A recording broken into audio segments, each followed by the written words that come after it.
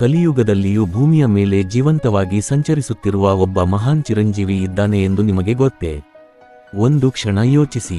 ಸಾವಿರಾರು ವರ್ಷಗಳ ಹಿಂದೆ ಶ್ರೀರಾಮನ ಸೇವೆ ಮಾಡಿದ, ತನ್ನ ಭಕ್ತಿಯಿಂದ ದೇವರನ್ನೇ ಸಂತೋಷಪಡಿಸಿದ, ತನ್ನ ಬಲದಿಂದ ರಾಕ್ಷಸರನ್ನು ನಡುಗಿಸಿದ, ತನ್ನ ವಿನಯದಿಂದ ದೇವತೆಗಳ ಗೌರವ ಪಡೆದ ಆ ಮಹಾವೀರ. ಅವನು ಇಂದು ಕೂಡ ಜೀವಂತನಾಗಿದ್ದಾನ? ಇದು ಕೇವಲ ಒಂದು ಕಥೆಯೇ, ಅಥವಾ ಇದರ ಹಿಂದೆ ನಮ್ಮ ಶಾಸ್ತ್ರಗಳು ಹೇಳುವ ಆಳವಾದ ಸತ್ಯವಿದೆಯೇ? ಭಾರತದ ಅನೇಕ ದೇವಾಲಯಗಳಲ್ಲಿ, ಹಿಮಾಲಯದ ಗುಹೆಗಳಲ್ಲಿ, ಕಾಡುಗಳಲ್ಲಿ, ಮಹರ್ಷಿಗಳ ಅನುಭವಗಳಲ್ಲಿ ಮತ್ತು ಅನೇಕ ಭಕ್ತರ ನಂಬಿಕೆಗಳಲ್ಲಿ ಒಂದೇ ಹೆಸರು ಕೇಳಿಬರುತ್ತದೆ. ಅದು ಶ್ರೀ ಹನುಮಂತ. ಕೆಲವರು ಹೇಳುತ್ತಾರೆ, ಇಂದಿಗೂ ಸಂಕಟದಲ್ಲಿರುವ ಭಕ್ತರನ್ನು ರಕ್ಷಿಸಲು ಹನುಮಂತ ಬರುತ್ತಾನೆ. ಇನ್ನು ಕೆಲವರು ಹೇಳುತ್ತಾರೆ, ರಾಮನಾಮ ಜಪ ನಡೆಯುವ ಸ್ಥಳದಲ್ಲಿ ಹನುಮಂತನು ತಪ್ಪದೇ ಇರುತ್ತಾನೆ. ಹಾಗಾದರೆ ಈ ಎಲ್ಲ ನಂಬಿಕೆಗಳಿಗೆ ಆಧಾರವೇನು? ನಿಜವಾಗಿಯೂ ಹನುಮಂತನು ಇಂದಿಗೂ ಜೀವಂತನಾಗಿದ್ದಾನೆಯೇ, ಅಥವಾ ಇದು ಕೇವಲ ಭಕ್ತಿಯ ಸಂಕೇತವೇ? ಇಂದಿನ ಈ ವಿಡಿಯೋದಲ್ಲಿ ನಾವು ಯಾವುದೇ ಕಲ್ಪಿತ ಕಥೆಗಳನ್ನು ಹೇಳುವುದಿಲ್ಲ. ಬದಲಾಗಿ ರಾಮಾಯಣ, ಮಹಾಭಾರತ, ಪುರಾಣಗಳು ಹಾಗೂ ಹಿಂದೂ ಸಂಪ್ರದಾಯದಲ್ಲಿ ಇರುವ ಉಲ್ಲೇಖಗಳ ಆಧಾರದ ಮೇಲೆ ಈ ಪ್ರಶ್ನೆಗೆ ಉತ್ತರ ಹುಡುಕಲಿದ್ದೇವೆ. ಈ ವಿಡಿಯೋ ಮುಗಿಯುವ ಹೊತ್ತಿಗೆ ನಿಮಗೆ ಹನುಮಂತನ ಬಗ್ಗೆ ಹಲವರಿಗೆ ಗೊತ್ತಿಲ್ಲದ ಅನೇಕ ರಹಸ್ಯಗಳು ತಿಳಿಯುತ್ತವೆ. ಆದ್ದರಿಂದ ಈ ವಿಡಿಯೋವನ್ನು ಕೊನೆಯವರೆಗೂ ತಪ್ಪದೆ ನೋಡಿ, ಏಕೆಂದರೆ ಕೊನೆಯ ಭಾಗದಲ್ಲಿ ಹನುಮಂತನು ಯಾವ ಸ್ಥಳಗಳಲ್ಲಿ ಇಂದಿಗೂ ಇರುವನೆಂದು ಭಕ್ತರು ಏಕೆ ನಂಬುತ್ತಾರೆ ಎಂಬುದನ್ನು ತಿಳಿದುಕೊಳ್ಳುತ್ತೀರಿ. ಹಾಗಾದರೆ ಭಕ್ತಿ ಮತ್ತು ಸತ್ಯದ ಈ ಅದ್ಭುತ ಪ್ರಯಾಣವನ್ನು ಈಗಲೇ ಆರಂಭಿಸೋಣ. ಮೊದಲ ಪ್ರಶ್ನೆ, ಹನುಮಂತನು ಯಾರು? ಅನೇಕ ಜನರಿಗೆ ಹನುಮಂತ ಎಂದರೆ ಕೇವಲ ಅಪಾರ ಶಕ್ತಿಯುಳ್ಳ ವಾನರ. ಆದರೆ ಶಾಸ್ತ್ರಗಳು ಹಾಗೆ ಹೇಳುವುದಿಲ್ಲ. ಹನುಮಂತನು ಕೇವಲ ಬಲಶಾಲಿ ಅಲ್ಲ, ಅವನು ಭಕ್ತಿಯ ಪ್ರತೀಕ, ವಿನಯದ ಪ್ರತೀಕ, ನಿಸ್ವಾರ್ಥ ಸೇವೆಯ ಪ್ರತೀಕ, ಜ್ಞಾನ ಮತ್ತು ಶಕ್ತಿಯ ಸಮನ್ವಯ. ಅವನಲ್ಲಿ ಶಕ್ತಿ ಇದ್ದರೂ ಅಹಂಕಾರ ಇರಲಿಲ್ಲ, ಜ್ಞಾನ ಇದ್ದರೂ ಗರ್ವ ಇರಲಿಲ್ಲ, ಪರಾಕ್ರಮ ಇದ್ದರೂ ಕ್ರೂರತೆ ಇರಲಿಲ್ಲ. ಇದಕ್ಕಾಗಿಯೇ ಶ್ರೀರಾಮನು ಹನುಮಂತನನ್ನು ತನ್ನ ಅತ್ಯಂತ ಪ್ರಿಯ ಭಕ್ತನೆಂದು ಕೊಂಡಾಡಿದನು. ಆದರೆ ಈ ಕಥೆಯ ಅತ್ಯಂತ ಆಶ್ಚರ್ಯಕರ ವಿಷಯ ಇನ್ನೂ ಮುಂದೆ ಇದೆ. ಏಕೆಂದರೆ ಶ್ರೀರಾಮನು ಹನುಮಂತನಿಗೆ ಒಂದು ವಿಶೇಷ ವರವನ್ನು ನೀಡಿದನು. ಆ ವರವೇ ಇಂದು ಲಕ್ಷಾಂತರ ಜನರು ಹನುಮಂತನು ಜೀವಂತನಿದ್ದಾನೆ ಎಂದು ನಂಬಲು ಕಾರಣವಾಗಿದೆ. ಆ ವರವೇನು? ಅದನ್ನು ರಾಮನು ಯಾಕೆ ಕೊಟ್ಟನು? ಅದರ ನಿಜವಾದ ಅರ್ಥವೇನು? ಇವೆಲ್ಲವನ್ನು ಮುಂದಿನ ಭಾಗದಲ್ಲಿ ನೋಡೋಣ. ಭಾಗ 2, ಶ್ರೀರಾಮನು ಹನುಮಂತನಿಗೆ ಕೊಟ್ಟ ಅಮರತ್ವದ ವರ. ಒಂದು ಕ್ಷಣ ಕಲ್ಪಿಸಿಕೊಳ್ಳಿ, ಲಂಕೆಯ ಯುದ್ಧ ಮುಗಿದಿದೆ, ರಾವಣನ ಅಹಂಕಾರ ನಾಶವಾಗಿದೆ, ಸೀತಾದೇವಿಯನ್ನು ಮರಳಿ ಕರೆದುಕೊಂಡು ಶ್ರೀರಾಮನು ಅಯೋಧ್ಯೆಗೆ ಬಂದಿದ್ದಾನೆ. ಇಡೀ ಅಯೋಧ್ಯೆ ಸಂಭ್ರಮದಲ್ಲಿ ಮುಳುಗಿದೆ, ಎಲ್ಲರೂ ಸಂತೋಷದಲ್ಲಿದ್ದಾರೆ. ಆದರೆ ಈ ಸಂತೋಷದ ನಡುವೆ ಒಬ್ಬನ ಮನಸ್ಸಿನಲ್ಲಿ ಮಾತ್ರ ಒಂದು ನೋವು ಇತ್ತು. ಅವನೇ ಹನುಮಂತ. ಯಾಕೆಂದರೆ ಶ್ರೀರಾಮನ ಅವತಾರದ ಕಾರ್ಯ ಮುಗಿಯುವ ಸಮಯ ಹತ್ತಿರವಾಗುತ್ತಿತ್ತು. ಹನುಮಂತನಿಗೆ ಒಂದೇ ಭಯ, ರಾಮನಿಲ್ಲದೆ ನಾನು ಹೇಗೆ ಬದುಕಲಿ? ಅವನಿಗೆ ರಾಜ್ಯ ಬೇಡ, ಸಂಪತ್ತು ಬೇಡ, ಸ್ವರ್ಗವೂ ಬೇಡ. ಅವನಿಗೆ ಬೇಕಾಗಿದ್ದದ್ದು ಒಂದೇ ಒಂದು, ರಾಮನ ಸೇವೆ. ಒಂದು ದಿನ ಶ್ರೀರಾಮನು ಹನುಮಂತನನ್ನು ತನ್ನ ಬಳಿ ಕರೆದು ಪ್ರೀತಿಯಿಂದ ಕೇಳಿದನು, ಹನುಮ, ನೀನು ನನ್ನಿಗಾಗಿ ಮಾಡಿದ ಸೇವೆಯನ್ನು ಯಾವತ್ತೂ ತೀರಿಸಲಾಗುವುದಿಲ್ಲ. ಹನುಮಂತನು ತಕ್ಷಣ ಕೈಮುಗಿದು ಹೇಳಿದನು, ಪ್ರಭು, ನಾನು ಏನನ್ನೂ ಮಾಡಿಲ್ಲ, ನಿಮ್ಮ ಕೃಪೆಯಿಂದಲೇ ಎಲ್ಲವೂ ಸಾಧ್ಯವಾಯಿತು. ಇದೇ ನಿಜವಾದ ಭಕ್ತನ ಲಕ್ಷಣ. ತಾನು ಮಾಡಿದ ಕೆಲಸಕ್ಕೆ ಎಂದಿಗೂ ಹೆಮ್ಮೆ ಪಡುವುದಿಲ್ಲ, ಅದನ್ನು ದೇವರ ಕೃಪೆ ಎಂದು ಭಾವಿಸುತ್ತಾನೆ. ಆ ಸಮಯದಲ್ಲಿ ಶ್ರೀರಾಮನು ಅತ್ಯಂತ ಅಪರೂಪದ ವರವೊಂದನ್ನು ನೀಡಿದನು. ಅವನು ಹೇಳಿದನು, ಈ ಭೂಮಿಯ ಮೇಲೆ ನನ್ನ ಹೆಸರು ಇರುವವರೆಗೂ, ನನ್ನ ಕಥೆ ಕೇಳಿಸುವವರೆಗೂ, ನನ್ನ ಭಕ್ತರು ಇರುವವರೆಗೂ ನೀನು ಈ ಲೋಕದಲ್ಲೇ ಇರು. ಇದೇ ಹನುಮಂತನು ಚಿರಂಜೀವಿ ಎಂಬ ನಂಬಿಕೆಯ ಪ್ರಮುಖ ಆಧಾರ. ಚಿರಂಜೀವಿ ಎಂದರೆ ಎಂದಿಗೂ ಸಾಯದವನು ಎಂಬ ಅರ್ಥ ಮಾತ್ರವಲ್ಲ, ದೇವರ ಇಚ್ಛೆಯಂತೆ ದೀರ್ಘಕಾಲ ಲೋಕದಲ್ಲಿ ಉಳಿದು ಧರ್ಮದ ರಕ್ಷಣೆಗೆ ಇರುವ ಮಹಾತ್ಮ. ಹಿಂದೂ ಸಂಪ್ರದಾಯದಲ್ಲಿ 8 ಪ್ರಮುಖ ಚಿರಂಜೀವಿಗಳನ್ನು ಉಲ್ಲೇಖಿಸಲಾಗುತ್ತದೆ. ಅವರಲ್ಲಿ ಹನುಮಂತನು ಒಬ್ಬ. ಆದರೆ ಇಲ್ಲಿ ಒಂದು ಮುಖ್ಯ ವಿಷಯವನ್ನು ನಾವು ಅರ್ಥಮಾಡಿಕೊಳ್ಳಬೇಕು. ಶಾಸ್ತ್ರಗಳು ಹನುಮಂತನು ಇಂದು ಈ ಊರಲ್ಲಿ ವಾಸಿಸುತ್ತಿದ್ದಾನೆ ಎಂದು ನಿಖರವಾದ ಸ್ಥಳವನ್ನು ಹೇಳುವುದಿಲ್ಲ. ಆದರೆ ರಾಮನಾಮ ಇರುವ ಕಡೆ ಹನುಮಂತನ ಸಾನ್ನಿಧ್ಯ ಇರುತ್ತದೆ ಎಂಬ ಭಕ್ತಿ ಸಂಪ್ರದಾಯ ಬಹಳ ಪ್ರಾಚೀನವಾಗಿದೆ. ಅದಕ್ಕಾಗಿಯೇ ಇಂದಿಗೂ ರಾಮಾಯಣ ಪಾರಾಯಣ ನಡೆಯುವಾಗ, ಸುಂದರಕಾಂಡ ಪಠಣವಾಗುವಾಗ ಅಥವಾ ರಾಮನ ಭಜನೆ ನಡೆಯುವಾಗ ಒಂದು ಖಾಲಿ ಆಸನವನ್ನು ಇಡುವ ಸಂಪ್ರದಾಯ ಕೆಲವು ಕಡೆ ಇದೆ. ಭಕ್ತರ ನಂಬಿಕೆಯ ಪ್ರಕಾರ ಆ ಆಸನದಲ್ಲಿ ಅದೃಶ್ಯವಾಗಿ ಹನುಮಂತನು ಕುಳಿತು ರಾಮಕಥೆಯನ್ನು ಆಲಿಸುತ್ತಾನೆ. ಇದು ಕೇವಲ ಒಂದು ಆಚರಣೆಯಲ್ಲ, ಇದು ಭಕ್ತಿಯ ಆಳವಾದ ಸಂಕೇತ. ಯಾಕೆಂದರೆ ಹನುಮಂತನಿಗೆ ರಾಮನ ಹೆಸರು ಎಂದರೆ ಉಸಿರು. ರಾಮಕಥೆ ಎಂದರೆ ಜೀವನ, ರಾಮಭಕ್ತಿ ಎಂದರೆ ಅಸ್ತಿತ್ವ. ಹಾಗಾದರೆ ಇದಕ್ಕೆ ಮಹಾಭಾರತದಲ್ಲೂ ಯಾವುದೇ ಸಾಕ್ಷಿ ಇದೆಯೇ? ಹೌದು, ಅಲ್ಲಿ ನಡೆದ ಒಂದು ಅದ್ಭುತ ಘಟನೆ ಹನುಮಂತನ ದೈವಿಕ ಶಕ್ತಿಯನ್ನು ಮತ್ತೊಮ್ಮೆ ಜಗತ್ತಿಗೆ ತೋರಿಸಿತು. ಅದು ಭೀಮನೊಂದಿಗೆ ನಡೆದ ಆಶ್ಚರ್ಯಕರ ಭೇಟಿ. ಆ ಕಥೆ ಕೇಳಿದರೆ ಹನುಮಂತನ ನಿಜವಾದ ಮಹಿಮೆ ಎಷ್ಟು ಅಪಾರ ಎಂಬುದು ನಿಮಗೆ ಅರ್ಥವಾಗುತ್ತದೆ. ಭಾಗ 3. ಭೀಮನ ಅಹಂಕಾರವನ್ನು ಒಂದು ಬಾಲದಿಂದಲೇ ಮುರಿದ ಹನುಮಂತ. ಮಹಾಭಾರತದ ಕಾಲ. ಪಾಂಡವರು ಅರಣ್ಯವಾಸದಲ್ಲಿದ್ದರು. ಒಂದು ದಿನ ದ್ರೌಪದಿಗೆ ಅಪರೂಪದ ಸುಗಂಧದ ಹೂವೊಂದು ಸಿಕ್ಕಿತು. ಆ ಹೂವಿನ ಪರಿಮಳ ಅವಳ ಮನಸ್ಸನ್ನು ಆಕರ್ಷಿಸಿತು. ಅವಳು ಭೀಮನನ್ನು ನೋಡಿ ಹೇಳಿದಳು, ಇಂತಹ ಇನ್ನಷ್ಟು ಹೂಗಳು ನನಗೆ ಬೇಕು. ಭೀಮನು ತನ್ನ ಅಪಾರ ಬಲದ ಮೇಲೆ ಅಪಾರ ವಿಶ್ವಾಸ ಹೊಂದಿದ್ದ. ಇಷ್ಟು ಸಣ್ಣ ಕೆಲಸವೇ, ಈಗಲೇ ತಂದುಕೊಡುತ್ತೇನೆ ಎಂದು ಹೊರಟ. ಕಾಡಿನೊಳಗೆ ಸಾಗುತ್ತಿದ್ದ ಭೀಮನಿಗೆ ದಾರಿಯ ಮಧ್ಯೆ ಒಂದು ವೃದ್ಧ ವಾನರ ಮಲಗಿರುವುದು ಕಾಣಿಸಿತು. ಆ ವಾನರನ ಬಾಲವೇ ದಾರಿಯನ್ನು ಸಂಪೂರ್ಣ ಮುಚ್ಚಿತ್ತು. ಭೀಮನು ಗಟ್ಟಿಯಾಗಿ ಹೇಳಿದನು, ಏಳು, ನನಗೆ ದಾರಿ ಬಿಡು. ವೃದ್ಧ ವಾನರ ನಿಧಾನವಾಗಿ ಕಣ್ಣು ತೆರೆದು ಹೇಳಿದನು, ಮಗನೇ, ನಾನು ತುಂಬಾ ವೃದ್ಧನಾಗಿದ್ದೇನೆ, ನನಗೆ ಏಳಲು ಆಗುವುದಿಲ್ಲ. ನೀನೇ ನನ್ನ ಬಾಲವನ್ನು ಸ್ವಲ್ಪ ಬದಿಗೆ ಸರಿಸಿ ಹೋಗು. ಭೀಮನು ನಕ್ಕನು, ನನ್ನಂತಹ ಬಲಶಾಲಿಗೆ ಇದು ದೊಡ್ಡ ಕೆಲಸವೇ? ಅವನು ಎಡಗೈಯಿಂದ ಬಾಲವನ್ನು ಎತ್ತಲು ಪ್ರಯತ್ನಿಸಿದ. ಆದರೆ ಬಾಲ ಒಂದು ಇಂಚು ಕದಲಲಿಲ್ಲ. ಬಹುಶಃ ಸರಿಯಾಗಿ ಹಿಡಿದಿಲ್ಲ ಎಂದುಕೊಂಡು ಬಲಗೈಯಿಂದ ಪ್ರಯತ್ನಿಸಿದ. ಆದರೂ ಆಗಲಿಲ್ಲ. ಈಗ ಎರಡು ಕೈಗಳಿಂದ ಸಂಪೂರ್ಣ ಶಕ್ತಿಯನ್ನು ಬಳಸಿ ಎಳೆದ. ಅವನ ದೇಹದ ನರಗಳು ಉಬ್ಬಿದವು, ಬೆವರು ಹರಿಯತೊಡಗಿತು. ಆದರೆ ಆ ಬಾಲ ಮಾತ್ರ ಕದಲಲಿಲ್ಲ. ಭೀಮನಿಗೆ ಆಶ್ಚರ್ಯವಾಯಿತು. ಇದು ಹೇಗೆ ಸಾಧ್ಯ? ಲೋಕದಲ್ಲೇ ಅತಿ ಬಲಶಾಲಿಗಳಲ್ಲಿ ಒಬ್ಬನೆಂದು ಹೆಮ್ಮೆ ಪಡುತ್ತಿದ್ದ ಭೀಮನಿಗೆ ಒಂದು ವೃದ್ಧ ವಾನರನ ಬಾಲವನ್ನು ಎತ್ತಲು ಸಾಧ್ಯವಾಗಲಿಲ್ಲ. ಅವನ ಅಹಂಕಾರ ನಿಧಾನವಾಗಿ ಕರಗತೊಡಗಿತು. ಕೊನೆಗೆ ಭೀಮನು ಕೈಮುಗಿದು ಕೇಳಿದನು, ಸ್ವಾಮಿ, ನೀವು ಸಾಮಾನ್ಯ ವಾನರರಲ್ಲ. ದಯವಿಟ್ಟು ನಿಮ್ಮ ನಿಜವಾದ ರೂಪವನ್ನು ತಿಳಿಸಿ. ಆ ಕ್ಷಣದಲ್ಲಿ ಆ ವೃದ್ಧ ವಾನರನು ಮಂದಹಾಸ ಮಾಡಿದ.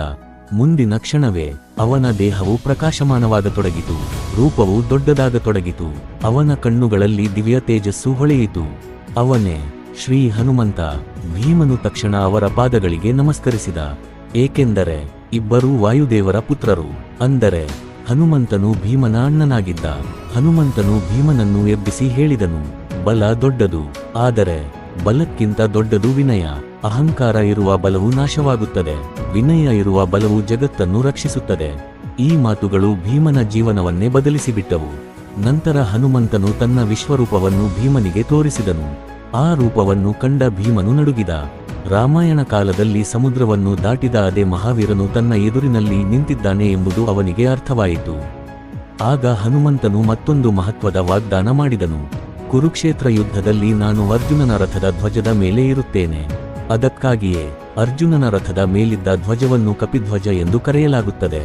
ಭಕ್ತರ ನಂಬಿಕೆಯ ಪ್ರಕಾರ ಹನುಮಂತನ ಸಾನ್ನಿಧ್ಯದಿಂದಲೇ ಅರ್ಜುನನ ರಥಕ್ಕೆ ದೈವಿಕ ರಕ್ಷಣೆ ದೊರಕಿತು.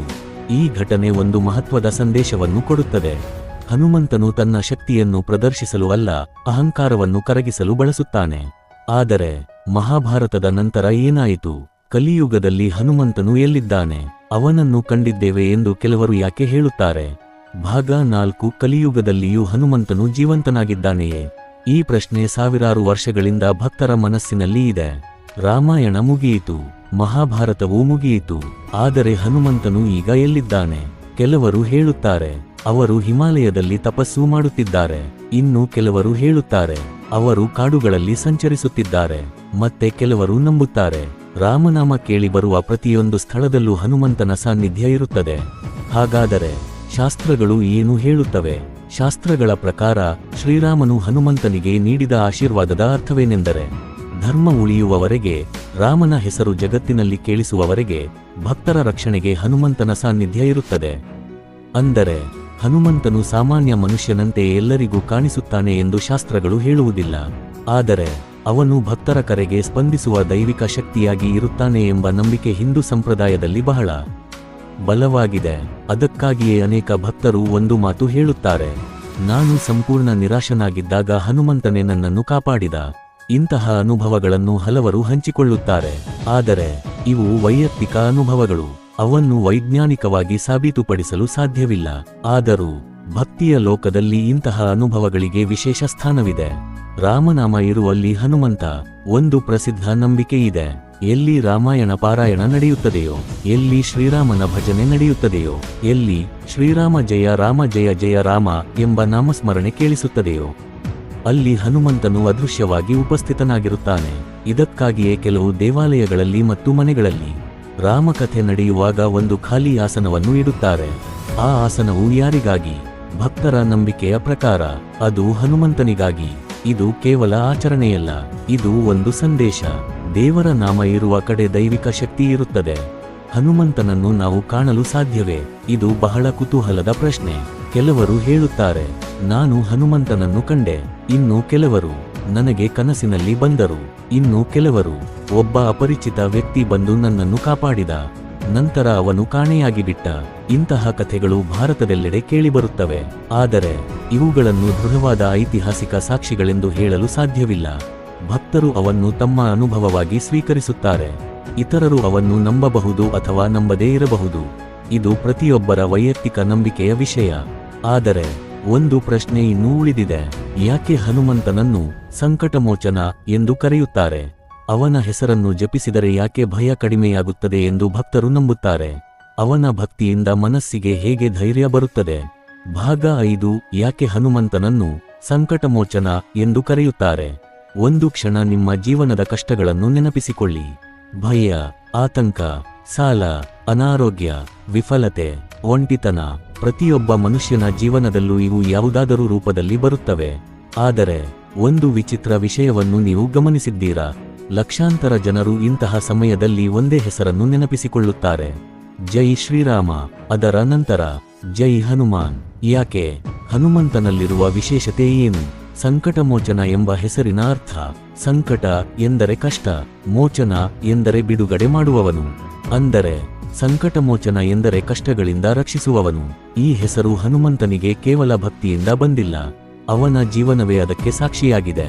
ಸೀತಾದೇವಿಯನ್ನು ಹುಡುಕುವ ಅಸಾಧ್ಯ ಕಾರ್ಯ, ಸಮುದ್ರವನ್ನು ದಾಟಿದ ಸಾಹಸ, ಲಂಕೆಯನ್ನು ಪ್ರವೇಶಿಸಿದ ಧೈರ್ಯ, ರಾವಣನ ಸಭೆಯಲ್ಲಿ ತೋರಿದ ನಿರ್ಭಯತೆ, ಲಕ್ಷ್ಮಣನ ಜೀವ ಉಳಿಸಲು ಸಂಜೀವಿನಿ ಪರ್ವತವನ್ನು ಹೊತ್ತೊಯ್ದ ಸೇವೆ. ಪ್ರತಿಯೊಂದು ಸಂದರ್ಭದಲ್ಲೂ ಹನುಮಂತನು ಇತರರ ಸಂಕಟವನ್ನು ದೂರ ಮಾಡಿದ. ಆದ್ದರಿಂದಲೇ ಭಕ್ತರು ಇಂದಿಗೂ ಅವನನ್ನು ಸಂಕಟಮೋಚನ ಎಂದು ಕರೆಯುತ್ತಾರೆ. ಹನುಮಂತನ ಶಕ್ತಿ ಎಲ್ಲಿಂದ ಬಂತು? ಬಹಳ ಜನರು ಒಂದು ತಪ್ಪು ಮಾಡುತ್ತಾರೆ. ಅವರು ಹನುಮಂತನು ಬಲಶಾಲಿಯಾಗಿದ್ದನು ಎಂದು ಮಾತ್ರ ಹೇಳುತ್ತಾರೆ. ಆದರೆ ಅವನ ನಿಜವಾದ ಶಕ್ತಿ ಸ್ನಾಯುಗಳಲ್ಲಿ ಇರಲಿಲ್ಲ. ಅವನ ನಿಜವಾದ ಶಕ್ತಿ ರಾಮಭಕ್ತಿಯಲ್ಲಿ ಇತ್ತು. ರಾಮನ ಹೆಸರು ಅವನ ಉಸಿರು, ರಾಮನ ಆದೇಶ ಅವನ ಧರ್ಮ, ರಾಮನ ಸೇವೆ ಅವನ ಜೀವನ. ಇದಕ್ಕಾಗಿಯೇ ಅಸಾಧ್ಯವಾದ ಕೆಲಸಗಳು ಅವನಿಗೆ ಸಾಧ್ಯವಾದವು. ನಮ್ಮ ಜೀವನಕ್ಕೆ ಇದರ ಅರ್ಥವೇನು? ಇಂದು ನಾವು ಸಮುದ್ರ ದಾಟಬೇಕಾಗಿಲ್ಲ, ರಾಕ್ಷಸರೊಂದಿಗೆ ಯುದ್ಧ ಮಾಡಬೇಕಾಗಿಲ್ಲ. ಆದರೆ ನಾವು ಹೋರಾಡುತ್ತಿರುವ ಶತ್ರುಗಳು ಬೇರೆ. ಭಯ, ಕೋಪ, ಅಹಂಕಾರ, ಆಲಸ್ಯ, ನಿರಾಶೆ, ಸ್ವಯಂ ಅನುಮಾನ. ಈ ಶತ್ರುಗಳನ್ನು ಗೆಲ್ಲಲು ಹನುಮಂತನ ಜೀವನ ನಮಗೆ ಒಂದು ಪಾಠ ಕಲಿಸುತ್ತದೆ. ನಿನ್ನ ಶಕ್ತಿಯ ಮೇಲೆ ಮಾತ್ರವಲ್ಲ, ಸತ್ಯ, ಧರ್ಮ ಮತ್ತು ದೇವರ ಮೇಲಿನ ನಂಬಿಕೆಯ ಮೇಲೂ ನಿಂತಾಗ ಜೀವನ ಬದಲಾಗುತ್ತದೆ. ಹನುಮಾನ್ ಚಾಲಿಸೆಯ ಮಹತ್ವ. ಇಂದಿಗೂ ಕೋಟ್ಯಂತರ ಜನರು ಪ್ರತಿದಿನ ಹನುಮಾನ್ ಚಾಲಿಸೆಯನ್ನು ಪಠಿಸುತ್ತಾರೆ. ಭಕ್ತರ ನಂಬಿಕೆಯ ಪ್ರಕಾರ ಇದು ಮನಸ್ಸಿಗೆ ಧೈರ್ಯ ನೀಡುತ್ತದೆ, ಭಯವನ್ನು ಕಡಿಮೆ ಮಾಡುತ್ತದೆ, ಆತ್ಮವಿಶ್ವಾಸವನ್ನು ಹೆಚ್ಚಿಸುತ್ತದೆ. ಆದರೆ ಇದನ್ನು ಕೇವಲ ಓದುವುದು ಸಾಕಾಗುವುದಿಲ್ಲ, ಅದರ ಅರ್ಥವನ್ನು ಜೀವನದಲ್ಲಿ ಅಳವಡಿಸಿಕೊಳ್ಳುವುದು ಮುಖ್ಯ. ನಿಜವಾದ ಹನುಮಂತ ಭಕ್ತಿ ಎಂದರೆ ಕೇವಲ ದೇವಸ್ಥಾನಕ್ಕೆ ಹೋಗುವುದು ಅಲ್ಲ, ಕೇವಲ ತೆಂಗಿನಕಾಯಿ ಒಡೆಯುವುದು ಅಲ್ಲ. ನಿಜವಾದ ಭಕ್ತಿ ಎಂದರೆ ಸತ್ಯವನ್ನು ಪಾಲಿಸುವುದು, ಮಾತು ಉಳಿಸಿಕೊಳ್ಳುವುದು, ಹಿರಿಯರನ್ನು ಗೌರವಿಸುವುದು, ದುರ್ಬಲರನ್ನು ಕಾಪಾಡುವುದು, ಅಹಂಕಾರವನ್ನು ಬಿಟ್ಟು ವಿನಯದಿಂದ ಬದುಕುವುದು, ದೇವರ ನಾಮವನ್ನು ನೆನಪಿಸುವುದು. ಇದೇ ಹನುಮಂತನ ಜೀವನದ ನಿಜವಾದ ಸಂದೇಶ.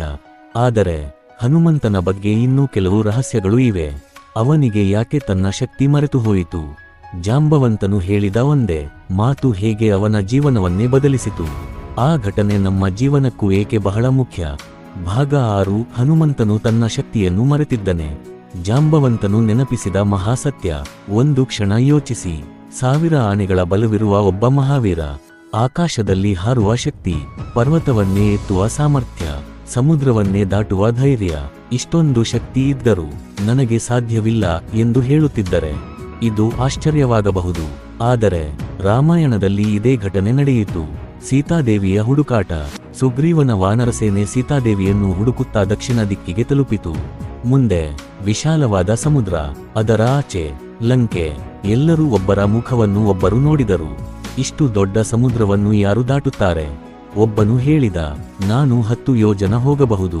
ಇನ್ನೊಬ್ಬ, ನಾನು 20 ಯೋಜನ ಹೋಗಬಹುದು. ಮತ್ತೊಬ್ಬ, ನಾನು ಅರ್ಧ ದಾರಿಯವರೆಗೆ ಹೋಗುತ್ತೇನೆ. ಆದರೆ ಯಾರಿಗೂ ಲಂಕೆ ತಲುಪುವ ಧೈರ್ಯ ಇರಲಿಲ್ಲ. ಹನುಮಂತನ ಮೌನ. ಅಲ್ಲೇ ಒಂದು ಮೂಲೆಯಲ್ಲಿ ಹನುಮಂತನು ಶಾಂತವಾಗಿ ಕುಳಿತಿದ್ದ. ಅವನು ಏನೂ ಮಾತನಾಡಲಿಲ್ಲ. ಯಾಕೆಂದರೆ ತನ್ನ ಶಕ್ತಿಯ ಅರಿವೇ ಅವನಿಗೆ ಇರಲಿಲ್ಲ. ಬಾಲ್ಯದಲ್ಲಿ ಮಾಡಿದ ಚೇಷ್ಟೆಗಳ ಕಾರಣ ಕೆಲವು ಋಷಿಗಳು, ನಿನ್ನ ಶಕ್ತಿಯನ್ನು ನೀನು ಮರೆತುಬಿಡು, ಯಾರಾದರೂ ನೆನಪಿಸಿದಾಗ ಮಾತ್ರ ಅದು ಜಾಗೃತವಾಗಲಿ ಎಂದು ಶಾಪವರ ನೀಡಿದ್ದರು ಎಂದು ರಾಮಾಯಣ ಸಂಪ್ರದಾಯ ಹೇಳುತ್ತದೆ. ಜಾಂಬವಂತನ ಮಾತು. ಆ ಸಮಯದಲ್ಲಿ ವಾನರರಲ್ಲಿ ಅತ್ಯಂತ ಜ್ಞಾನಿಯಾದ ಜಾಂಬವಂತನು ಎದ್ದನು. ಅವನು ಹನುಮಂತನ ಬಳಿಗೆ ಬಂದು ಹೇಳಿದ, ಹನುಮ, ನೀನು ಯಾರು ಎಂಬುದನ್ನೇ ಮರೆತಿದ್ದೀಯ. ನಿನ್ನೊಳಗೆ ಅಪಾರ ಶಕ್ತಿಯಿದೆ. ನೀನು ವಾಯುದೇವನ ಪುತ್ರ. ನೀನು ಬಾಲ್ಯದಲ್ಲಿ ಸೂರ್ಯನನ್ನೇ ಹಣ್ಣೆಂದು ಭಾವಿಸಿ ಹಾರಿದ್ದೆ. ನೀನು ಬಯಸಿದರೆ ಈ ಸಮುದ್ರ ನಿನಗೆ ಅಡ್ಡಿಯೇ ಅಲ್ಲ. ಈ ಮಾತುಗಳನ್ನು ಕೇಳುತ್ತಿದ್ದಂತೆ ಹನುಮಂತನೊಳಗೆ ಮಲಗಿದ್ದ ಆತ್ಮವಿಶ್ವಾಸ ಎಚ್ಚರವಾಯಿತು. ಅವನ ಕಣ್ಣುಗಳಲ್ಲಿ ದಿವ್ಯ ತೇಜಸ್ಸು ಹೊಳೆಯಿತು. ಅವನು ನಿಧಾನವಾಗಿ ಎದ್ದು ನಿಂತನು. ಅವನ ದೇಹ ಬೆಟ್ಟದಷ್ಟು ದೊಡ್ಡದಾಯಿತು. ಎಲ್ಲ ವಾನರರು ಆಶ್ಚರ್ಯದಿಂದ ನೋಡುತ್ತಿದ್ದರು. ಹನುಮಂತನು ಘರ್ಜಿಸಿದನು, ಜೈ ಶ್ರೀರಾಮ. ಆ ಒಂದೇ ಘೋಷಣೆ ಅವನೊಳಗಿನ ಸಂಪೂರ್ಣ ಶಕ್ತಿಯನ್ನು ಜಾಗೃತಗೊಳಿಸಿತು. ಮುಂದಿನ ಕ್ಷಣ ಅವನು ಆಕಾಶಕ್ಕೆ ಹಾರಿದ. ಒಂದೇ ಜಿಗಿತದಲ್ಲಿ ಸಮುದ್ರವನ್ನು ದಾಟಲು ಹೊರಟ. ಈ ಘಟನೆಯ ನಿಜವಾದ ಅರ್ಥ, ಈ ಕಥೆ ಕೇವಲ ಹನುಮಂತನ ಬಗ್ಗೆ ಅಲ್ಲ, ಇದು ನಮ್ಮೆಲ್ಲರ ಜೀವನದ ಕಥೆ. ಅನೇಕ ಬಾರಿ ನಾವು ಕೂಡ ಹನುಮಂತನಂತೆ ನಮ್ಮ ಸಾಮರ್ಥ್ಯವನ್ನು ಮರೆತು ಬಿಡುತ್ತೇವೆ. ನನಗೆ ಆಗುವುದಿಲ್ಲ, ನಾನು ಸೋಲುತ್ತೇನೆ, ನನ್ನಲ್ಲಿ ಪ್ರತಿಭೆ ಇಲ್ಲ ಎಂದುಕೊಳ್ಳುತ್ತೇವೆ. ಆದರೆ ನಮ್ಮ ಜೀವನದಲ್ಲೂ ಒಬ್ಬ ಜಾಂಬವಂತ ಬೇಕಾಗುತ್ತಾನೆ. ಅವನು ಒಬ್ಬ ಗುರು ಆಗಿರಬಹುದು, ಒಬ್ಬ ಸ್ನೇಹಿತ ಆಗಿರಬಹುದು, ಒಬ್ಬ ತಾಯಿ ಅಥವಾ ತಂದೆ ಆಗಿರಬಹುದು, ಅಥವಾ ಒಂದು ಪ್ರೇರಣಾದಾಯಕ ಮಾತು ಕೂಡ ಆಗಿರಬಹುದು. ಅದು ನಮಗೆ ನೆನಪಿಸುತ್ತದೆ, ನಿನ್ನೊಳಗಿನ ಶಕ್ತಿ ನೀನು ಊಹಿಸುವುದಕ್ಕಿಂತ ದೊಡ್ಡದು. ಜೀವನದ ಸಂದೇಶ. ಹನುಮಂತನ ನಿಜವಾದ ಮಹಿಮೆ ಅವನ ಬಲದಲ್ಲಲ್ಲ, ತನ್ನ ಶಕ್ತಿಯನ್ನು ದೇವರ ಸೇವೆಗೆ ಬಳಸಿದ ವಿನಯದಲ್ಲಿದೆ. ಅದಕ್ಕಾಗಿಯೇ ಇಂದಿಗೂ ಕೋಟ್ಯಂತರ ಜನರು ಹನುಮಂತನನ್ನು ಕೇವಲ ದೇವರಾಗಿ ಅಲ್ಲ, ಜೀವನದ ಆದರ್ಶವಾಗಿ ನೋಡುತ್ತಾರೆ. ಆದರೆ ಹನುಮಂತನು ಇಂದಿಗೂ ಭೂಮಿಯ ಮೇಲೆ ಇದ್ದಾನೆ ಎಂಬ ನಂಬಿಕೆಗೆ ಸಂಬಂಧಿಸಿದ ಕೆಲವು ಪ್ರಸಿದ್ಧ ಸ್ಥಳಗಳು ಯಾವುವು? ಗಂಧಮಾದನ ಪರ್ವತ, ಹಿಮಾಲಯ ಮತ್ತು ಇತರ ಪವಿತ್ರ ಸ್ಥಳಗಳ ಬಗ್ಗೆ ಏನು ಹೇಳಲಾಗುತ್ತದೆ? ಭಾಗ 7. ಹನುಮಂತನು ಇಂದಿಗೂ ಇರುವನೆಂದು ನಂಬಲಾಗುವ ಪವಿತ್ರ ಸ್ಥಳಗಳು. ಒಂದು ಪ್ರಶ್ನೆ, ಹನುಮಂತನು ನಿಜವಾಗಿಯೂ ಚಿರಂಜೀವಿಯಾಗಿದ್ದರೆ ಇಂದು ಅವನು ಎಲ್ಲಿದ್ದಾನೆ? ಈ ಪ್ರಶ್ನೆಗೆ ನಿಖರವಾದ ಉತ್ತರವನ್ನು ಯಾವುದೇ ಶಾಸ್ತ್ರವೂ ಒಂದು ಸ್ಥಳದ ಹೆಸರಿನಿಂದ ನೀಡುವುದಿಲ್ಲ. ಆದರೆ ಭಾರತದ ವಿವಿಧ ಸಂಪ್ರದಾಯಗಳಲ್ಲಿ ಕೆಲವು ಪವಿತ್ರ ಸ್ಥಳಗಳನ್ನು ಹನುಮಂತನೊಂದಿಗೆ ಸಂಬಂಧಿಸಿ ಹೇಳಲಾಗುತ್ತದೆ. ಇವು ಭಕ್ತರ ನಂಬಿಕೆಗಳು ಮತ್ತು ಪರಂಪರೆಗಳು. ಇವುಗಳನ್ನು ಐತಿಹಾಸಿಕವಾಗಿ ದೃಢೀಕರಿಸಲಾಗಿಲ್ಲ. 1. ಹಿಮಾಲಯದ ದಿವ್ಯ ಪ್ರದೇಶಗಳು. ಹಿಮಾಲಯವನ್ನು ಋಷಿಗಳ ತಪೋಭೂಮಿ ಎಂದು ಕರೆಯುತ್ತಾರೆ. ಅನೇಕ ಸಾಧು ಸಂತರ ನಂಬಿಕೆಯ ಪ್ರಕಾರ ಹನುಮಂತನು ಹಿಮಾಲಯದ ದಿವ್ಯ ಪ್ರದೇಶಗಳಲ್ಲಿ ತಪಸ್ಸು ಮಾಡುತ್ತಾನೆ. ಯಾರಿಗೂ ಸುಲಭವಾಗಿ ಕಾಣಿಸಿಕೊಳ್ಳುವುದಿಲ್ಲ. ನಿಜವಾದ ಭಕ್ತಿ ಮತ್ತು ದೈವಾನುಗ್ರಹ ಇದ್ದಾಗ ಮಾತ್ರ ಅವನ ಕೃಪೆ ಅನುಭವವಾಗುತ್ತದೆ ಎಂದು ಹೇಳುತ್ತಾರೆ. ಇದು ಭಕ್ತಿಯ ಪರಂಪರೆಯಲ್ಲಿ ಪ್ರಸಿದ್ಧವಾದ ನಂಬಿಕೆ. 2. ಗಂಧಮಾದನ ಪರ್ವತ. ರಾಮಾಯಣದಲ್ಲಿ ಸಂಜೀವಿನಿ ಔಷಧಿಗಾಗಿ ಹನುಮಂತನು ಪರ್ವತವನ್ನೇ ಹೊತ್ತು ತಂದ ಕಥೆ ನಮಗೆ ತಿಳಿದಿದೆ. ಆ ಹಿನ್ನೆಲೆಯಲ್ಲಿ ಗಂಧಮಾದನ ಪರ್ವತ ಹನುಮಂತನೊಂದಿಗೆ ವಿಶೇಷವಾಗಿ ಸಂಬಂಧಿಸಲಾಗಿದೆ. ಕೆಲವು ಸಂಪ್ರದಾಯಗಳ ಪ್ರಕಾರ ಅವನು ಅಲ್ಲಿಯೇ ದೈವಿಕ ಸಾನ್ನಿಧ್ಯದಲ್ಲಿ ಇದ್ದಾನೆ ಎಂದು ನಂಬಲಾಗುತ್ತದೆ. 3. ರಾಮನಾಮ ಕೇಳಿಬರುವ ಸ್ಥಳಗಳು. ಇದು ಅತ್ಯಂತ ಪ್ರಸಿದ್ಧವಾದ ನಂಬಿಕೆ. ಎಲ್ಲಿ ರಾಮನಾಮ ಜಪ ನಡೆಯುತ್ತದೆಯೋ, ಎಲ್ಲಿ ಸುಂದರಕಾಂಡ ಪಾರಾಯಣ ನಡೆಯುತ್ತದೆಯೋ, ಎಲ್ಲಿ ರಾಮಾಯಣ ಪಠಣ ನಡೆಯುತ್ತದೆಯೋ, ಅಲ್ಲಿ ಹನುಮಂತನು ಅದೃಶ್ಯವಾಗಿ ಇರುತ್ತಾನೆ ಎಂದು ಭಕ್ತರು ನಂಬುತ್ತಾರೆ. ಇದಕ್ಕಾಗಿಯೇ ಕೆಲವು ದೇವಸ್ಥಾನಗಳಲ್ಲಿ ರಾಮಾಯಣ ಪಾರಾಯಣದ ವೇಳೆ ಒಂದು ಖಾಲಿ ಆಸನವನ್ನು ಇಡುತ್ತಾರೆ. ಅದು ಹನುಮಂತನ ಆಸನ ಎಂದು ಗೌರವಿಸಲಾಗುತ್ತದೆ. 4. ಭಕ್ತನ ಹೃದಯ. ಶಾಸ್ತ್ರಗಳು ಒಂದು ಸುಂದರ ಸಂದೇಶವನ್ನು ಕೊಡುತ್ತವೆ. ಹನುಮಂತನು ಕೇವಲ ಪರ್ವತಗಳಲ್ಲಿ ಮಾತ್ರ ಇರುವುದಿಲ್ಲ, ರಾಮಭಕ್ತಿ ಇರುವ ಹೃದಯದಲ್ಲಿಯೂ ಅವನ ಸಾನ್ನಿಧ್ಯ ಇರುತ್ತದೆ. ಅಂದರೆ ನೀವು ಸತ್ಯದಿಂದ ಬದುಕಿದರೆ, ಧರ್ಮವನ್ನು ಪಾಲಿಸಿದರೆ, ರಾಮನ ನಾಮವನ್ನು ಸ್ಮರಿಸಿದರೆ, ಹನುಮಂತನ ಕೃಪೆ ನಿಮ್ಮೊಂದಿಗಿದೆ ಎಂದು ಭಕ್ತರು ನಂಬುತ್ತಾರೆ. ಜನರು ಹೇಳುವ ಅನುಭವಗಳು. ಭಾರತದ ಅನೇಕ ಭಾಗಗಳಲ್ಲಿ ಕೆಲವು ಭಕ್ತರು ಹೀಗೆ ಹೇಳುತ್ತಾರೆ, ಸಂಕಟದ ಸಮಯದಲ್ಲಿ ಒಬ್ಬ ಅಪರಿಚಿತ ವ್ಯಕ್ತಿ ಬಂದು ಸಹಾಯ ಮಾಡಿದ. ನಂತರ ಅವರು ಎಲ್ಲಿಯೂ ಕಾಣಿಸಲಿಲ್ಲ. ಇನ್ನು ಕೆಲವರು, ಹನುಮಂತನು ಕನಸಿನಲ್ಲಿ ದರ್ಶನ ನೀಡಿದ. ಇಂತಹ ಕಥೆಗಳು ಸಾಕಷ್ಟು ಪ್ರಸಿದ್ಧ. ಆದರೆ ಇವು ವೈಯಕ್ತಿಕ ಅನುಭವಗಳು. ಅವನ್ನು ಐತಿಹಾಸಿಕ ಅಥವಾ ವೈಜ್ಞಾನಿಕ ಸತ್ಯವೆಂದು ಹೇಳಲು ಸಾಧ್ಯವಿಲ್ಲ. ಭಕ್ತರು ಅವನ್ನು ತಮ್ಮ ಭಕ್ತಿಯ ಅನುಭವವಾಗಿ ಸ್ವೀಕರಿಸುತ್ತಾರೆ. ಈ ನಂಬಿಕೆಗಳ ಹಿಂದಿರುವ ನಿಜವಾದ ಸಂದೇಶ. ಈ ಎಲ್ಲಾ ಕಥೆಗಳು ನಮಗೆ ಒಂದೇ ವಿಷಯವನ್ನು ಹೇಳುತ್ತವೆ: ಹನುಮಂತನನ್ನು ಹುಡುಕುವುದು ಕಾಡುಗಳಲ್ಲಿ ಅಲ್ಲ, ಪರ್ವತಗಳಲ್ಲಿ ಅಲ್ಲ, ಮೊದಲು ನಮ್ಮ ಮನಸ್ಸಿನೊಳಗೆ. ಯಾಕೆಂದರೆ ಭಯವನ್ನು ಧೈರ್ಯವಾಗಿ, ಅಹಂಕಾರವನ್ನು ವಿನಯವಾಗಿ, ಸ್ವಾರ್ಥವನ್ನು ಸೇವೆಯಾಗಿ, ದುರ್ಬಲತೆಯನ್ನು ಆತ್ಮವಿಶ್ವಾಸವಾಗಿ ಬದಲಾಯಿಸುವ ಗುಣವೇ ಹನುಮಂತನ ನಿಜವಾದ ಶಕ್ತಿ. ಆದರೆ ಒಂದು ದೊಡ್ಡ ಪ್ರಶ್ನೆ ಇನ್ನೂ ಉಳಿದಿದೆ: ಹನುಮಂತನನ್ನು ನೋಡಲು ಸಾಧ್ಯವೇ? ಯಾರಾದರೂ ನಿಜವಾಗಿಯೂ ಅವನ ದರ್ಶನ ಪಡೆದಿದ್ದಾರೆಯೇ? ಶಾಸ್ತ್ರಗಳು ಮತ್ತು ಭಕ್ತಿ ಸಂಪ್ರದಾಯ ಈ ಬಗ್ಗೆ ಏನು ಹೇಳುತ್ತವೆ? ಭಾಗ 8: ಹನುಮಂತನ ದರ್ಶನ ಯಾರಿಗಾದರೂ ಆಗುತ್ತದೆಯೇ? ಶಾಸ್ತ್ರಗಳು ಏನು ಹೇಳುತ್ತವೆ? ಒಂದು ಪ್ರಶ್ನೆ: ಹನುಮಂತನನ್ನು ಕಣ್ಣಾರೆ ನೋಡಲು ಸಾಧ್ಯವೇ? ಈ ಪ್ರಶ್ನೆಗೆ ಉತ್ತರ ಹುಡುಕುವ ಮೊದಲು ಒಂದು ವಿಷಯವನ್ನು ಅರ್ಥಮಾಡಿಕೊಳ್ಳಬೇಕು. ಹಿಂದೂ ಧರ್ಮದಲ್ಲಿ ದೇವರ ದರ್ಶನವು ಕೇವಲ ಕಣ್ಣಿನಿಂದ ನೋಡುವುದಲ್ಲ. ಅದು ಭಕ್ತಿ, ಅನುಗ್ರಹ ಮತ್ತು ಆಂತರಿಕ ಅನುಭವದ ವಿಷಯವೂ ಹೌದು.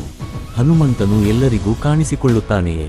ಶಾಸ್ತ್ರಗಳಲ್ಲಿ ಎಲ್ಲರಿಗೂ ಹನುಮಂತನು ಪ್ರತಿದಿನ ಕಾಣಿಸಿಕೊಳ್ಳುತ್ತಾನೆ ಎಂಬ ಉಲ್ಲೇಖ ಇಲ್ಲ.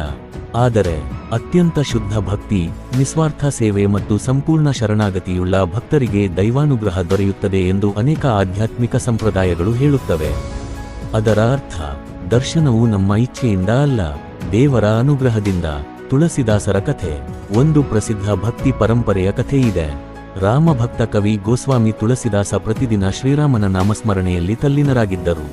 ಭಕ್ತಿ ಸಂಪ್ರದಾಯದ ಪ್ರಕಾರ ಒಂದು ದಿನ ಹನುಮಂತನು ಅವರಿಗೆ ದರ್ಶನ ನೀಡಿ, ನೀನು ನಿಜವಾದ ರಾಮಭಕ್ತನಾಗಿರುವುದರಿಂದ ಶ್ರೀರಾಮನ ಕೃಪೆ ನಿನಗೆ ದೊರೆಯುತ್ತದೆ ಎಂದು ಆಶೀರ್ವದಿಸಿದನೆಂದು ಹೇಳಲಾಗುತ್ತದೆ. ಇದು ಭಕ್ತಿ ಪರಂಪರೆಯಲ್ಲಿ ಬಹಳ ಪ್ರಸಿದ್ಧವಾದ ಕಥೆ. ಆದರೆ ಇದನ್ನು ಐತಿಹಾಸಿಕವಾಗಿ ದೃಢೀಕರಿಸಲು ಸಾಧ್ಯವಿಲ್ಲ. ಅನೇಕ ಸಂತರು ಹೇಳುವ ಸಂದೇಶ. ಅನೇಕ ಮಹಾತ್ಮರು ಒಂದು ಮಾತನ್ನು ಹೇಳಿದ್ದಾರೆ: ಹನುಮಂತನನ್ನು ಹುಡುಕಲು ಮೊದಲು ರಾಮನನ್ನು ಹೃದಯದಲ್ಲಿ ನೆಲೆಗೊಳಿಸು. ಯಾಕೆಂದರೆ ಹನುಮಂತನ ಜೀವನದ ಕೇಂದ್ರಬಿಂದು ರಾಮ. ಅವನ ಪ್ರತಿಯೊಂದು ಉಸಿರಿನಲ್ಲೂ ರಾಮ, ಅವನ ಪ್ರತಿಯೊಂದು ಕಾರ್ಯದಲ್ಲೂ ರಾಮ, ಅವನ ಪ್ರತಿಯೊಂದು ಚಿಂತನೆಯಲ್ಲೂ ರಾಮ. ಆದ್ದರಿಂದ ರಾಮಭಕ್ತಿ ಇಲ್ಲದೆ ಹನುಮಂತನನ್ನು ಅರಿಯುವುದು ಕಷ್ಟ ಎಂದು ಸಂತರು ವಿವರಿಸುತ್ತಾರೆ. ಇಂದಿನ ಕಾಲದಲ್ಲಿ ಹರಡುವ ಕಥೆಗಳು. ಸಾಮಾಜಿಕ ಜಾಲತಾಣಗಳಲ್ಲಿ ಕೆಲವೊಮ್ಮೆ ನೀವು ನೋಡಿರಬಹುದು. ಈ ಫೋಟೋದಲ್ಲಿ ಹನುಮಂತ ಸಿಕ್ಕಿದ್ದಾರೆ, ಈ ವಿಡಿಯೋದಲ್ಲಿ ಹನುಮಂತ ಕಾಣಿಸಿಕೊಂಡಿದ್ದಾರೆ, ಈ ಕಾಡಿನಲ್ಲಿ ಹನುಮಂತನ ಹೆಜ್ಜೆ ಗುರುತು ಸಿಕ್ಕಿದೆ. ಇಂತಹ ಅನೇಕ ವಿಡಿಯೋಗಳು ವೈರಲ್ ಆಗುತ್ತವೆ. ಆದರೆ ಇವುಗಳ ಬಗ್ಗೆ ಎಚ್ಚರಿಕೆಯಿಂದ ಇರಬೇಕು. ಏಕೆಂದರೆ ಅವುಗಳಲ್ಲಿ ಅನೇಕವು ಪರಿಶೀಲಿಸದ ಮಾಹಿತಿ ಅಥವಾ ತಪ್ಪು ದಾವೆಗಳಾಗಿರಬಹುದು. ನಿಜವಾದ ಭಕ್ತಿ ವದಂತಿಗಳ ಮೇಲೆ ಅಲ್ಲ, ಸತ್ಯ, ಧರ್ಮ ಮತ್ತು ಶಾಸ್ತ್ರಗಳ ಮೇಲೆ ನಿಂತಿರುತ್ತದೆ. ಹನುಮಂತನ ದರ್ಶನದ ನಿಜವಾದ ಅರ್ಥ: ಒಬ್ಬ ವ್ಯಕ್ತಿ ಕೋಪದಿಂದ ಶಾಂತಿಗೆ ಬಂದರೆ, ಭಯದಿಂದ ಧೈರ್ಯಕ್ಕೆ ಬಂದರೆ, ಸ್ವಾರ್ಥದಿಂದ ಸೇವೆಗೆ ಬಂದರೆ, ಅದು ಕೂಡ ಒಂದು ರೀತಿಯ ಹನುಮಂತನ ಕೃಪೆಯ ಅನುಭವ ಎಂದು ಅನೇಕ ಆಧ್ಯಾತ್ಮಿಕ ಗುರುಗಳು ವಿವರಿಸುತ್ತಾರೆ. ಯಾಕೆಂದರೆ ಹನುಮಂತನು ಕೇವಲ ಒಂದು ರೂಪವಲ್ಲ, ಅವನು ಭಕ್ತಿ, ಧೈರ್ಯ, ವಿನಯ, ಸೇವೆ, ನಿಷ್ಠೆ. ನಿಮ್ಮ ಜೀವನಕ್ಕೆ ಒಂದು ಪ್ರಶ್ನೆ: ನೀವು ಪ್ರತಿದಿನ ಹನುಮಂತನನ್ನು ನೋಡಲು ಬಯಸುತ್ತೀರಾ? ಹಾಗಾದರೆ ಕನ್ನಡಿಯ ಮುಂದೆ ನಿಂತು ನಿಮ್ಮನ್ನೇ ಕೇಳಿಕೊಳ್ಳಿ: ನಾನು ಸತ್ಯವನ್ನು ಮಾತನಾಡುತ್ತಿದ್ದೇನಾ? ನಾನು ನನ್ನ ಮಾತನ್ನು ಉಳಿಸಿಕೊಳ್ಳುತ್ತಿದ್ದೇನಾ? ನಾನು ಇತರರಿಗೆ ಸಹಾಯ ಮಾಡುತ್ತಿದ್ದೇನಾ? ನಾನು ಅಹಂಕಾರ ಬಿಟ್ಟು ಬದುಕುತ್ತಿದ್ದೇನಾ? ಈ ಪ್ರಶ್ನೆಗಳಿಗೆ ಹೌದು ಎಂದು ಉತ್ತರಿಸಲು ಆರಂಭಿಸಿದ ದಿನ ಹನುಮಂತನ ಗುಣಗಳು ನಿಮ್ಮ ಜೀವನದಲ್ಲಿ ಮೂಡಲು ಆರಂಭವಾಗುತ್ತವೆ. ಆದರೆ ಈ ವಿಡಿಯೋದ ಕೊನೆಯ ಭಾಗದಲ್ಲಿ ನಾವು ಅತ್ಯಂತ ಮುಖ್ಯವಾದ ಪ್ರಶ್ನೆಗೆ ಉತ್ತರ ಕೊಡುತ್ತೇವೆ. ಹಾಗಾದರೆ ಅಂತಿಮವಾಗಿ ಹನುಮಂತನು ಇಂದಿಗೂ ಜೀವಂತನಾಗಿದ್ದಾನೆಯೇ? ಭಾಗ 9. ಹಾಗಾದರೆ ಹನುಮಂತನು ಇಂದಿಗೂ ಜೀವಂತನಾಗಿದ್ದಾನೆಯೇ? ಈ ವಿಡಿಯೋದ ಆರಂಭದಿಂದಲೇ ನಮ್ಮ ಮನಸ್ಸಿನಲ್ಲಿ ಒಂದೇ ಪ್ರಶ್ನೆ ಇತ್ತು: ಹನುಮಂತನು ಇಂದಿಗೂ ಜೀವಂತನಾಗಿದ್ದಾನೆಯೇ? ಈಗ ಇಷ್ಟು ದೂರ ಪ್ರಯಾಣ ಮಾಡಿದ ನಂತರ ಈ ಪ್ರಶ್ನೆಗೆ ಉತ್ತರ ನೀಡುವ ಸಮಯ ಬಂದಿದೆ. ಆದರೆ ಈ ಉತ್ತರವನ್ನು 3 ದೃಷ್ಟಿಕೋನಗಳಿಂದ ನೋಡಬೇಕು. 1. ಶಾಸ್ತ್ರಗಳ ದೃಷ್ಟಿಯಿಂದ. ರಾಮಾಯಣ ಮತ್ತು ಹಿಂದೂ ಸಂಪ್ರದಾಯದಲ್ಲಿ ಹನುಮಂತನನ್ನು ಚಿರಂಜೀವಿ ಎಂದು ಗೌರವಿಸಲಾಗುತ್ತದೆ. ಅಂದರೆ ಧರ್ಮ ಇರುವವರೆಗೆ, ರಾಮನ ನಾಮ ಇರುವವರೆಗೆ ಭಕ್ತರ ರಕ್ಷಣೆಗೆ ಹನುಮಂತನ ಸಾನ್ನಿಧ್ಯ ಇರುತ್ತದೆ ಎಂಬ ನಂಬಿಕೆಯಿದೆ. ಇದು ಶತಮಾನಗಳಿಂದ ಮುಂದುವರಿದಿರುವ ಧಾರ್ಮಿಕ ಪರಂಪರೆ. 2. ಐತಿಹಾಸಿಕ ಮತ್ತು ವೈಜ್ಞಾನಿಕ ದೃಷ್ಟಿಯಿಂದ ಇಂದು ಹನುಮಂತನು ದೈಹಿಕ ರೂಪದಲ್ಲಿ ಭೂಮಿಯ ಮೇಲೆ ಜೀವಂತನಾಗಿದ್ದಾನೆ ಎಂಬುದನ್ನು ದೃಢೀಕರಿಸುವ ವೈಜ್ಞಾನಿಕ ಅಥವಾ ಐತಿಹಾಸಿಕ ಸಾಕ್ಷ್ಯಗಳು ಲಭ್ಯವಿಲ್ಲ. ಆದ್ದರಿಂದ ಇದನ್ನು ಸಾಬೀತಾದ ಐತಿಹಾಸಿಕ ಸತ್ಯ ಎಂದು ಹೇಳಲು ಸಾಧ್ಯವಿಲ್ಲ. 3. ಭಕ್ತಿಯ ದೃಷ್ಟಿಯಿಂದ ಭಕ್ತರಿಗೆ ಈ ಪ್ರಶ್ನೆಯ ಉತ್ತರ ಸಾಕ್ಷ್ಯಗಳಲ್ಲಿ ಇಲ್ಲ, ಅದು ಅನುಭವದಲ್ಲಿದೆ. ಒಬ್ಬ ಭಕ್ತನು ಸಂಕಟದಲ್ಲಿ ರಾಮನ ನಾಮವನ್ನು ಜಪಿಸಿ ಧೈರ್ಯ ಪಡೆದರೆ ಅವನಿಗೆ ಹನುಮಂತನ ಕೃಪೆ ಅನುಭವವಾಗಿದೆ ಎಂಬ ಭಾವನೆ ಬರುತ್ತದೆ. ಇದು ವೈಯಕ್ತಿಕ ನಂಬಿಕೆಯ ವಿಷಯ. ಹನುಮಂತನ ನಿಜವಾದ ಅಮರತ್ವ. ಒಂದು ಕ್ಷಣ ಯೋಚಿಸಿ, ಒಬ್ಬ ವ್ಯಕ್ತಿ ದೇಹದಿಂದ ಎಷ್ಟು ವರ್ಷ ಬದುಕಿದನು ಎಂಬುದಕ್ಕಿಂತ ಅವನು ಜಗತ್ತಿಗೆ ಕೊಟ್ಟ ಆದರ್ಶ ಎಷ್ಟು ವರ್ಷ ಬದುಕುತ್ತದೆ ಎಂಬುದೇ ಮುಖ್ಯ. ಇಂದು ಸಾವಿರಾರು ವರ್ಷಗಳ ನಂತರವೂ ಒಬ್ಬ ಮಗು ಜೈ ಹನುಮಾನ್ ಎಂದು ಹೇಳುತ್ತದೆ. ಒಬ್ಬ ಯುವಕ ಕಷ್ಟದ ಸಮಯದಲ್ಲಿ ಹನುಮಾನ್ ಚಾಲಿಸೆಯನ್ನು ಪಠಿಸುತ್ತಾನೆ. ಒಬ್ಬ ವೃದ್ಧ ರಾಮನ ನಾಮವನ್ನು ಜಪಿಸುತ್ತಾನೆ. ಇದರ ಅರ್ಥ ಹನುಮಂತನ ಆದರ್ಶ ಇನ್ನೂ ಜೀವಂತವಾಗಿದೆ. ಅದೇ ಅವನ ನಿಜವಾದ ಅಮರತ್ವ. ಹನುಮಂತನ ಜೀವನ ನಮಗೆ ಕಲಿಸುವ 7 ಮಹಾಪಾಠಗಳು. 1. ಶಕ್ತಿ ಇದ್ದರೂ ವಿನಯ ಇರಲಿ. ಹನುಮಂತನು ತನ್ನ ಶಕ್ತಿಯ ಬಗ್ಗೆ ಎಂದಿಗೂ ಅಹಂಕಾರ ಪಡಲಿಲ್ಲ. 2. ದೇವರ ಮೇಲಿನ ನಂಬಿಕೆ ಎಂದಿಗೂ ಕಳೆದುಕೊಳ್ಳಬೇಡ. ಅಸಾಧ್ಯವೆನಿಸಿದ ಸಮುದ್ರವನ್ನು ರಾಮನ ನಾಮದೊಂದಿಗೆ ದಾಟಿದ. 3. ಸೇವೆ ಜೀವನದ ದೊಡ್ಡ ಧರ್ಮ. ಪ್ರತಿಫಲಕ್ಕಾಗಿ ಅಲ್ಲ, ಕರ್ತವ್ಯಕ್ಕಾಗಿ ಸೇವೆ ಮಾಡು. 4. ಅಹಂಕಾರವೇ ದೊಡ್ಡ ಶತ್ರು. ಭೀಮನಿಗೂ ಇದೇ ಪಾಠವನ್ನು ಹನುಮಂತನು ಕಲಿಸಿದ. 5. ನಿನ್ನೊಳಗಿನ ಶಕ್ತಿಯನ್ನು ನಂಬು. ಜಾಂಬವಂತನು ನೆನಪಿಸಿದಂತೆ ನಿನ್ನೊಳಗೂ ಅಪಾರ ಸಾಮರ್ಥ್ಯ ಇದೆ. 6.